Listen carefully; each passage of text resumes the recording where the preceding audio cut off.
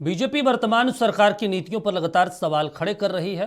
Jharkhand BJP प्रवक्ता प्रदीप सिन्हा ने कहा कि गोगो योजना को लेकर जिस तरीके के तेवर वर्तमान सरकार दिखा रही है, जबकि इस राज्य में अभी आचार संहिता भी लागू नहीं हुआ है, उसके बाद भी जेएमएम के नेता बौखला गए हैं। वहीं हरियाणा चुनाव में बीजेपी की जीत पर उन्होंने इसे उत्साहवर्धक बताया। प्रदीप ने कहा कि झारखंड में भी बीजेपी की सरकार बननी तय है।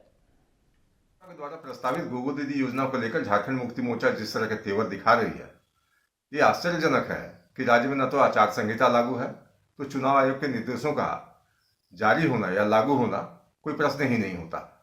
लोकसभा चुनावों के दौरान कोई निर्देश जारी किया गया होगा, उसको लेकर झारखंड मुक्ति मोर्चा के जो शीर्षस्थ नेता हैं हेमंत सोरेन, उन्होंने तमाम उपायुक्तों को निर्देश जारी कर दिया कि अमुक निर्देश का अक्षरशः पालन किया जाए। अब उनको ये समझ में ही नहीं आता है कि स्टैंडिंग ऑर्डर नहीं है, ये हर चुनाव के लिए अलग ऑर्डर आएगा। तो कहीं ना कहीं जैसे नेता है वैसे ही उनके कार्यकर्ता है, समझ है नहीं, लेकिन हर चीज पे कूद पड़ना है।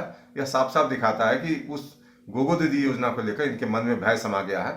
हम 2100 की राशि देने की बात कर रहे हैं, अगर महिला सशक्तिकरण की ही बात है तो हम ज्यादा पैसे देकर उनको सशक्त करेंगे।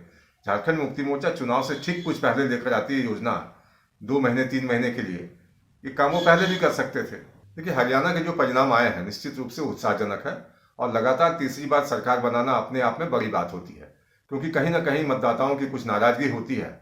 लेकिन हमारा नेतृत्व जो है उसके प्रति लोगों के मन में विश्वास, नरेंद्र मोदी जी की लीडरशिप पर जिस तरह से लोग विश्वास करते हैं, उसका परिणाम है कि तीसरी बार वहाँ हमारी सरकार बनी है। राज्य सरकार ने भी अच्छे काम किए, तभी उनको ये परिणाम मिला है।